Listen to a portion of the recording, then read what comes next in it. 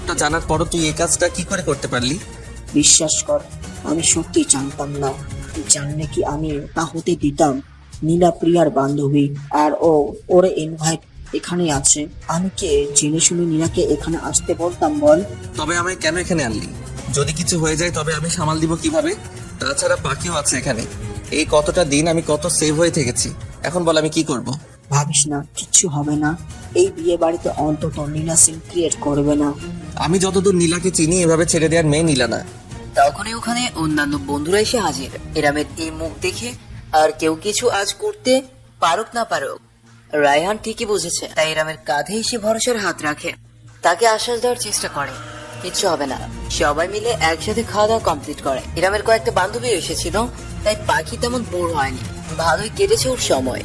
পাখি সিল্ক শাড়ি পরেছে, তাই শাড়ি একটু হালকা হতেই খুলে যাওয়ার সম্ভাবনা আছে। তাই সে শাড়িটা ঠিক করার মতো একটা ঠিকঠাক জায়গা খুঁজছে, কিন্তু কোথাও তেমন পাচ্ছে না। কাউকে যে জিজ্ঞেস করবে সে উপায়ও নেই, কারণ বিয়ে বাড়িতে সবাই ব্যস্ত। কেউ একজন এসে জিজ্ঞেস করে, আপনার কিছু লাগবে ম্যাম? পাখি ছোট করে মাথা নাড়িয়ে বলে, শাড়িটা ঠিক করতে চাই। দোতলার একটা রুম আছে, ওখানে গিয়ে ঠিক করে আসতে পারেন। ওকে, থ্যাঙ্কস। পাখি দোতলার রুমটিতে গিয়ে শাড়ি ঠিক করে নেয়। এদিকে ইরাম পাখিকে খুঁজে মরছে। কোথায় গেল পাখি? আর যাবে যখন বলে তো যাবে নাকি? এমনিতে টেনশনে মাথা ফেটে যাওয়ার উপক্রম। তখন সে মেয়েটি আবার বলল, স্যার কি ম্যামকে খুঁজছেন?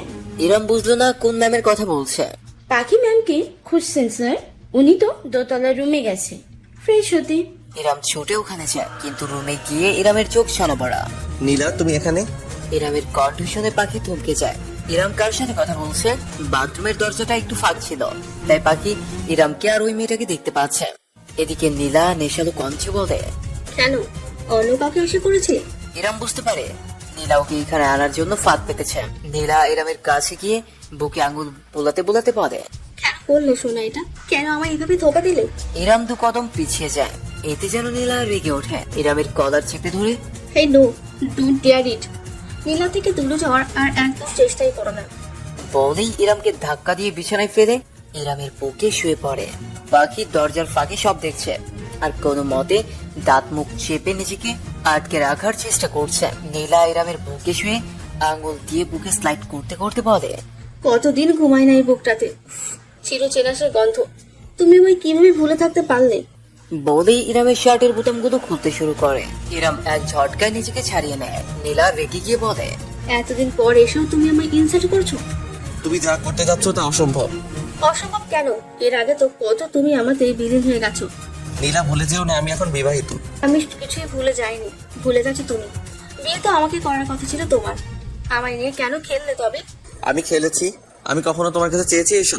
তুমি নিজে থেকে এসেছো আমার কাছে।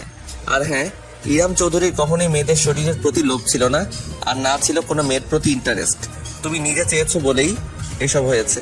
ওই মেয়েটাকে পেয়ে তুমি আমায় অপমান করছো ইরাম। এতটা সুখ দিয়েছে এই কয়দিনে তোমায়, যে এই নীলাকে ফুলিয়ে দিলে এত সহজে? মুখ সামলে কথা বলো, আমার স্ত্রী। এর ব্যাপারে একটা বাজে কথা বলবে না তুমি। হা, তোমার স্ত্রী? এতটা চেঞ্জ এই কয়দিনে? সত্যিকারের ভালোবাসা? আরে তুমি ভালোবাসার কি বুঝবে? তুমি তো শুধু জানো জোর করে আদায় করে নিতে। না, আর নিতে পারছি না ইরাম। থামো এবার, প্লিজ থামো। ওই মেয়েটার জন্য তুমি আমায় এতটা ছোট করো না। আমি আমার সবটা উজাড় করে দিয়েও তোমায় ধরে রাখতে কেন পারিনি ইরাম? কারণ তোমার ভালোবাসার চেয়ে জেদের পরিমাণটা বেশি ছিল। না, পাখি আর সহ্য করতে পারছে না, বমি এসে যাচ্ছে তার। তাই সে না পেরে বমি করে দিল। এদিকে আওয়াজ পেয়ে ইরাম ও নীলা দুজনেই হকচকিয়ে যায়। পাখি ফ্রেশ হয়ে বাথরুম থেকে বেরোতেই ইরাম এক লাফে দাঁড়িয়ে উঠে বলে, পাখি, ভূত দেখলেন মনে হয়? এদিকে নীলা কৃত্রিম অভিনয় করে নিজের শাড়ি ঠিক করতে থাকে। ইরাম কিছু বলতে যাবে, তখন পাখি বলে, আজ অন্তত কিছু বলবেন না প্লিজ। বলেই সোজা বেরিয়ে যায়। ইরাম নীলার দিকে রাগি লোক নিয়ে তাকায়। ইরামের বুঝতে বাকি থাকে না সবর প্ল্যান। নীলা একটা তাচ্ছিল্যের হাসি দেয়। ইরাম দৌড়ে ঘর থেকে বেরিয়ে যায়, কিন্তু পাখিকে অনেক খোঁজার পরেও পায় না। রায়হান এসে বলে, পাখি সিনজে নিয়ে চলে গেছে। Flashback 3 years ago। ইরাম সব সময় ভার্সিটির ক্রাশ বয়। যেমন তার সুঠাম দেহ, সুন্দর মুখশ্রী, জিম করা বডি, তেমনি তার অ্যাটিটিউড। ক্যাম্পাসে সবচেয়ে জনপ্রিয় সে তার অ্যাটিটিউডের জন্য। রাজনীতি করে না, তবে রাজনৈতিক লিডাররাও তাকে খুবই স্নেহ আর সম্মান করে। কিন্তু কখনো কোনো মেয়েকে সে পাত্তা দেয় না, প্রথমে যে তাকে প্রপোজ করেছেন তারই অত্তা নেই। অ্যাটিটিউডের কারণেই মেয়েদের ন্যাকামো তার পছন্দ না। আর প্রেম টিম তো তার কাছে বোরিং সাবজেক্ট। প্রেমের পেছনে এত টাইম পাস করার মতো টাইম তার নাই। ইরাম যখন 3rd ইয়ারে পড়ে তখনই নীলার আগমন ঘটে 1st ইয়ারে। মেয়ের নামটা যেমন মোহনীয়, দেখতেও তাই। ভার্সিটির প্রথম দিনেই প্রায় 100 প্রপোজ পেয়েছে। কিন্তু না, তার এসব প্রেম টেমে মন নেই। কথাই তো আছে, বেশি সুন্দরী মেয়েদের বয়ফ্রেন্ড থাকে না। তেমন নীলারও একই অবস্থা। এত এত প্রপোজ পেতে পেতে তার প্রেম থেকে মন উঠে গেছে। ভার্সিটির 3য় দিন যখন নীলা ক্যাম্পাসে আসে তখনই যেন ছেলে পেলারা জোয়ার দিতে থাকলো নীলাকে দেখে। কিন্তু নীলার চোখ আটকে গেল ডান পাশে তাকিয়ে। বাইকের স্ট্যান্ড দাঁড় করিয়ে এক পা বাইকে আরেক পা মাটিতে একটা ছেলে দাঁড়িয়ে আছে, হাতে তার জ্বলন্ত সিগারেট। ছেলেটা নীলার দিকে একবার তাকিয়ে চোখ সরিয়ে নেয়, যেন নীলাকে সে দেখেনি। এরূপ আচরণ নীলার একদম পছন্দ হতো না, কারণ সে ছেলেদের থেকে এরূপ ব্যবহার পেতে অভ্যস্ত নয়। ম্যাক্সিমাম ছেলেরাই প্রথম দেখায় ওকে প্রপোজ করে দেয় কিংবা হাসি দেয়, কিন্তু না, এই ছেলেটা নীলাকে রীতিমতো ইনসাল্ট করেছে। এটা একদমই সহ্য করার মতো না। মানলাম ছেলেটা সুন্দর, না মানে খুব সুন্দর, তাই বলে এই নীলাকে পাত্তা দিল না। দেখি কি আছে এই ছেলের মাঝে, কিসের এত অহংকার ওর। ওর অহংকার যদি আমি ভেঙে চুর মার না করেছি তবে আমিও নীলা না। ক্যাম্পাসে আজ নবীন বড়, 1st ইয়ারে সবাই আজ খুব সেজেছে। আর নীলাকে তো হালকা সাজিয়ে পুরি লাগছে, যে কেউই আজ ওর দিকে চোখ ফেরাতে পারবে না। নবীন বরণের সব আয়োজন করেছে ইরামরা। একে একে নবীনদের বরণ করে নেওয়া হচ্ছে। ইরাম স্টেজের নিচে দাঁড়িয়েছিল। নীলা স্টেজ থেকে নামতে গিয়ে ইচ্ছে করেই ইরামের সামনে পড়ে যেতে নেয়। ইরাম সাথে সাথে ধুল ফেলে। এই প্রথম ওদের চোখাচোখি হয়। নীলা মনে মনে খুশি, কিন্তু ইরামের কোনো ভাবলেস নেই। নীলা ওকে থ্যাঙ্কস জানাতেই ও ইটস ওকে বলে পাশ কাটিয়ে চলে যায়। এই ব্যাপারটাও নীলার ভালো লাগলো না। সে ভাবছে, এই ছেলের এত অ্যাটিটিউড কেন, দেখিয়ে নেবো ওকে আমি। এভাবে কয়েকদিন কেটে গেল। নীলা বুঝলো কলেজে ইরামের আলাদা একটা ভাব আছে। সে জেদ করে চাইল ইরামকে তার জীবনে যে করেই হোক জড়াবে। সে ফন্দি করছে কিভাবে ইরামকে পটানো যায়। কিন্তু না, ইরাম তো ইরামই। সে কখনো কোনো মেয়েকে পাত্তা দেয়নি, আর এখনো দিবে না। এদিকে ক্যাম্পাস থেকে পিকনিকের আয়োজন করা হয়েছে, 2 দিনের ট্যুর। নীলা শিফট করে ইরামদের বাসে, নীলাকে আর পাইকে। পিকনিকের আগেও সে ক্যাম্পাসে ইরামের সাথে টুকিটাকি কথা বলেছে, বিভিন্ন হেল্প নিয়েছে, কিন্তু মনে জায়গা করার মতো কিছু করতে পারেনি। আকার ইঙ্গিতে বোঝানোর চেষ্টা করেছে ও ইরামকে পছন্দ করে, কিন্তু ইরাম তেমন পাত্তা দেয় না। কিন্তু না, এই পিকনিকে যদি কিছু করতে না পারে তাহলে আর কখনো কিছু করতে পারবে না। তাই নীলা ভাবে এখানে কিছু করতে হবে, কিন্তু কি করে করবে? ট্র্যাপে ফেলে প্রেম করবে? না, ইরাম যেমন ছেলে, এতে ব্যাপারটা আরো বিগড়ে যাবে। ইমোশনালি কিছু করতে হবে। ওরা পাহাড়ে গিয়েছিল পিকনিকে, তাই প্রায় সন্ধ্যার দিকে ইরাম যখন ফ্রেন্ডদের সাথে আড্ডা দিচ্ছিল তখন নীলা বলে, ভাইয়া আপনার সাথে কিছু কথা ছিল, শুনবেন এদিকে প্লিজ। সব বন্ধুরা একসাথে হো হো করে বলে ওঠে। ইরাম বিরক্তিতে চোখ ওরা একটা শব্দ করে বলে, যা বলার এখানে বলো। প্লিজ ভাইয়া শুনুন না একটু, প্লিজ, খুব আর্জেন্ট। ইরাম বিরক্তি ভাব নিয়ে নীলার সাথে গেল। ওরা হাঁটতে হাঁটতে ওদের ক্যাম্প থেকে অনেক দূরে চলে যায়। কি বলবে বলো? আপনি কি সত্যি বুঝতে পারছেন না আমি কি বলতে ডেকেছি আপনাকে? না, স্পষ্ট করে বলো। আমি আপনাকে ভালোবাসি, আর খুব বেশি ভালোবাসি। প্লিজ আমায় ফিরিয়ে দেবেন না। দেখো নীলা, তুমি দেখতে সুন্দরী, যে কোনো ছেলে তোমার প্রেমে পড়বে, কিন্তু তুমি ভুল জায়গায় করা নেড়েছো। হয়তো এই জন্যই যে আমি তোমায় অ্যাভয়েড করেছি, তাই তোমার মনে হচ্ছে এই ছেলের সাথেই আমার প্রেম করতে হবে। বিশ্বাস করুন, শুরুটা এই ভেবেই করেছিলাম, কিন্তু যতই দিন যাচ্ছে আমি ততই অনুভব করছি আপনাকে ছাড়া আমি থাকতে পারবো না। এটা একান্তই তোমার মনের ভুল ধারণা। অনেক ভালো ভালো ছেলে আছে, আর তাদের মধ্যে অনেকেই তোমায় পছন্দ করে আর খুব করে চায় ও ওদের কেউ একজনকে নিয়ে ভেবে দেখতে পারো। তার মানে আপনি আমায় গ্রহণ করছেন না? আমি আসলে প্রেম ভালোবাসায় তেমন একটা বিশ্বাসী নই। আচ্ছা ঠিক আছে, এরপর যা হবে তার জন্য শুধু আপনি দায়ী থাকবেন। বলেই দৌড় লাগাতে থাকলো পাহাড়ের দিকে। ইরাম ব্যাপারটা বুঝতে পেরে সেও দৌড় দেয় নীলার পিছে, আর পেছন থেকে ডাকতে থাকে, কিন্তু নীলা শুনতে নারাজ। সে দৌড়াতে দৌড়াতে পাহাড়ের চূড়ায় পৌঁছে যায়। ঝাঁপ দিতে নিবে, ঠিক তখন ইরাম গিয়ে ওর হাত ধরে ফেলে। নীলা পাগলের মতো কাঁদতে থাকে আর বলতে থাকে, ছাড়ুন আমাকে, মরে যেতে দিন আমায়। আমি মরে গেলে তো আপনার শান্তি, আর কেউ চালাবে না আপনাকে। সে ইরামের থেকে নিজেকে ছাড়িয়ে নিতে চায়। ইরাম সজোরে এক থাপ্পড় বসায় ওর গালে। নীলার যখন হুঁশ ফিরে তখন গালে হাত দিয়ে আরো জোরে কান্না শুরু করে। ইরাম ওকে বুকে জড়িয়ে নেয়। সত্যি কি এত ভালোবাসো আমায়? জীবন দিয়ে দিতে পারি আপনার জন্য। ভালোবাসা সত্যি অনেক জোর। একজন ভালোবাসলে আরেকজন না বেশি পারে না। তখন থেকেই শুরু হয় ইরাম নীলার প্রেম কাহিনী। এতে করে কত ছেলেমেয়ের যে মন ভাঙবে তারই অত্যা নেই। এর মধ্যে ইরাম নীলার অনেক পাগলামি সহ্য করেছে। একবার ফোন করে না পেলে, দুবারের মাথায় ফোন না ধরলে হুট করেই হাত কেটে ফেলত। হুটহাট সময় অসময় দেখা করতে বললে, যদি দেখা না করে বন্ধুদের সাথে আড্ডা মারলে হারপিক খেয়ে বসতো। আরো যে কত কি।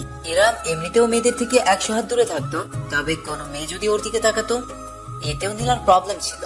প্রথম প্রথম এগুলো ভালো লাগলেও আস্তে আস্তে ইরামের বিরক্তি এসে যায় নীলার এহেন ব্যাপারে। নীলা অনেকবার ইরামকে বিয়ের কথা বলে।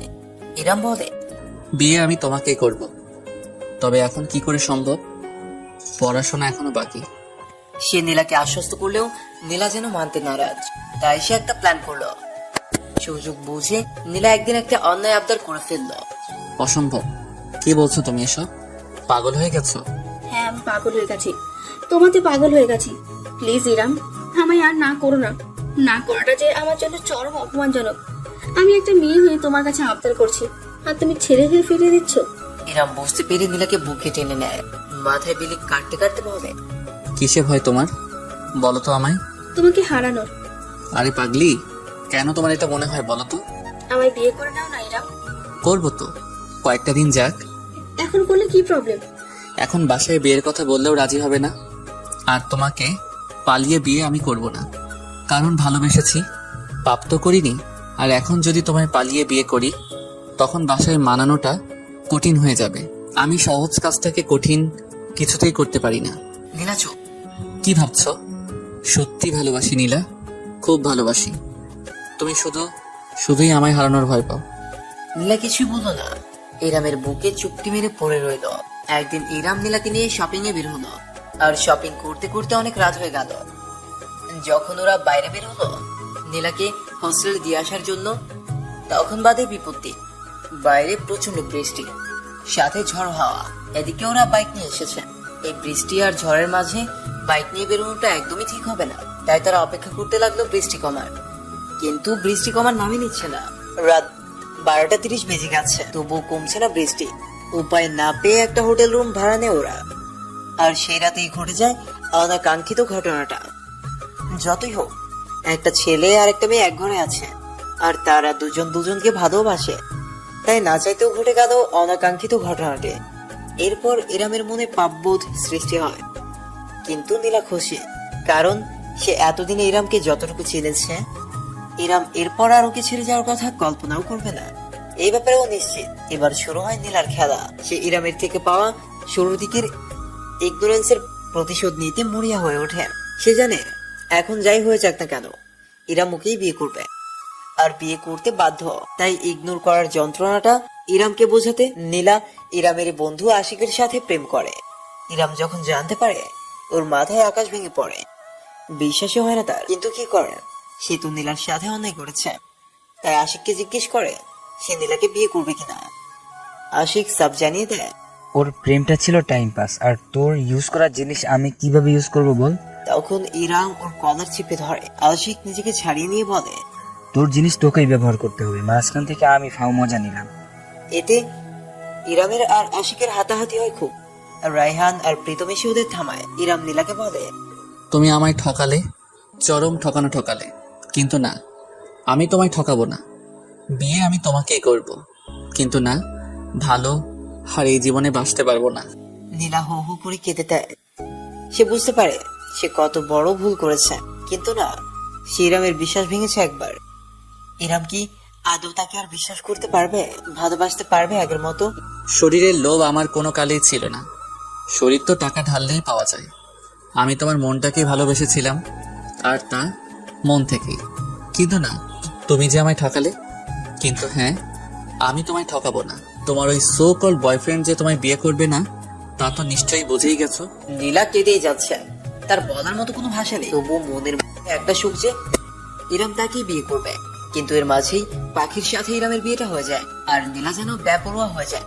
সে মানতেই পারে না ইরাম তাকে রেখে সুখে সংসার করবে। পাখি হন হন করে বাসায় ঢুকেই সে আগে যে রুমে থাকতো সেই রুমে গিয়ে দরজা আটকে দিল। মমতাজ বেগম কিংবা রহিমা খালাও যে কিছু বলবে তার কোনো সুযোগ দিল না পাখি। তার আগেই খুব শব্দ করে ঘরের দরজা আটকে দেয়। তার কিছুক্ষণ পরে ইরাম ফিরল। তাকে খুব এলোমেলো দেখাচ্ছে। মমতাজ বেগম জিজ্ঞেস করলেন, কি হয়েছে? পাখি একা ফিরেছে আর ফিরেও কারোর সাথে কথা না বলে রুমের দরজা এত জোরে লাগিয়ে দিয়েছে কেন? ইরাম কি বলবে বুঝতে পারছে না। সে শুধু এইটুকু বলল, পাখি কোনো কারণে রাগ করেছে, আমি দেখছি, তোমরা চিন্তা করো না। ইরাম বারবার দরজায় করাঘাত করছে আর পাখিকে ডাকছে। অনেকবার ডাকার পরেও পাখির কোনো সারা শব্দ না পেয়ে ইরাম ভয় পেয়ে গেল। পাখি কিছু করে বসেনি তো, সে পাগলের মতো ওকে ডাকতে লাগলো। মমতাজ বেগম ইরামের সাথে থাকছে। অনেকক্ষণ ডাকার পর ভেতর থেকে কিছু পড়ার আওয়াজ হতেই ইরাম ভয়ে শিউরে ওঠে। সে যা ভাবছে পাখি তেমন কিছু করে বসেনি তো, না এ হতে পারে না। ইরাম উপায় না পেয়ে দরজা ভাঙতে উদ্যত হয়। দরজা ভাঙার জন্য যখন রান্নাঘর থেকে কিছু আনতে যাবে তখনই ভেতর থেকে দরজা খোলার আওয়াজ পায়। পাখি দরজা খুলেছে। ইরাম যেন প্রাণ ফিরে পায়। বুকে হাত দিয়ে লম্বা একটা শ্বাস নেয়, দৌড়ে পাখির কাছে যায়। ততক্ষণে মমতাজ বেগম পাখিকে ধরে বারবার জিজ্ঞেস করছে, কি হয়েছে? পাখি বিছানায় বসে আছে, মমতাজ বেগম তার পাশে। ইরাম আসতে ওর মা উঠে যায়। পাখি মমতাজ বেগমকে বলে, আন্টি, তোমার ছেলেকে যেতে বলো এখান থেকে। নিজেকে যেন এত ইম্পর্টেন্ট না ভাবে। উনি যা ভাবছে আমি মোটেও তা করব না। আমাকে একটু একা থাকতে দাও তোমরা, প্লিজ। মমতাজ বেগম কিছু বুঝতে পারছে না। কিছু জিজ্ঞেস করতে যাবে ইরাম চোখের ইশারায় ওনাকে চলে যেতে বলে। উনিও আর কিছু না বলে চলে আসেন। স্বামী স্ত্রীর মান অভিমানে না থাকাটাই বাঞ্ছনীয়। রুমে চলো। আমি কি এখন গাছতলায় আছি? প্লিজ পাখি, রুমে চলো। যা বলার যা জানার ওখানে গিয়ে শুনবে সব। আমি কোথাও যাচ্ছি না। আর আমি কি কিছু জানতে চেয়েছি আপনার কাছে? কেন জানতে চাওনি? কেন জানতে চাইবো? জানাটা তোমার অধিকার। প্লিজ চলো। Don't dare to touch me. Iram থমকে গিয়ে করুণ চোখে তাকায় পাখির দিকে। প্লিজ পাখি, রাগ দেখাও, ঝগড়া করো, তবু চলো প্লিজ। রাগ কাকে দেখাবো? আপনাকে? কিন্তু কেন? আপনার সাথে কি আমার শুরু থেকেই ওরকম গদগদ সম্পর্ক হয়ে আপনার উপর আমার রাগ হতে পারে? প্লিজ যান এখান থেকে। একটু একা থাকতে দিন আমাকে, প্লিজ। আমার কথাটা প্লিজ শোনো। আপনি কি চান আমি এই মুহূর্তেই বাড়ি ছেড়ে চলে যাই? না, আমি চাই তোমার যা রাগ মান অভিমান আছে সব আমার সাথে থেকে হোক। কিচ্ছু নেই আমার আপনার প্রতি। আপনি যদি এই মুহূর্তে এখান থেকে না যান তবে যেই ভয়টা আপনি পাচ্ছিলেন তাই হবে এখন। আর আমার জীবনে আপনার গুরুত্ব কখনোই ছিল না যে এখন আপনাকে নিয়ে আমার নতুন করে ভাবতে হবে। আমার খুব ঘুম পাচ্ছে, প্লিজ যান। এই যদি না যেতে ইচ্ছে হয় তবে আমি চলে যাচ্ছি। বলে দরজায় পা বাড়াতে ইরাম বলে, আমি যাচ্ছি, তবে আমার কথা তোমাকে শুনতেই হবে। তা তুমি শুনতে চাও আর না চাও? বলেই চলে গেল। ইরাম বেরিয়ে যেতেই পাখি খুব জোরে দরজা লাগিয়ে দিল। ইরাম দরজায় হাত রেখে দাঁড়িয়ে আছে।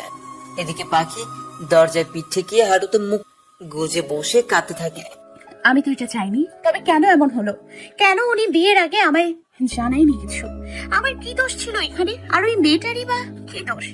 ভালোবেসে সবটা দিয়ে ওনাকে ধরে রাখতে চেয়েছিলেন, তবু উনি তাকে বিয়ে করলো না। মানুষ এতটা নোংরা কি করে হতে পারে? ছি ছি, ঘৃণা হচ্ছে আমার এটা ভেবে যে ওনার সাথে আমি এতদিন এক ঘরে কাটিয়েছি। ছি। দরজার ওপাশ থেকে ইরাম ভাবছে, আর কেন না চাইতেও আমি তোমার মায়ে জড়িয়ে গেলাম মায়াবতী।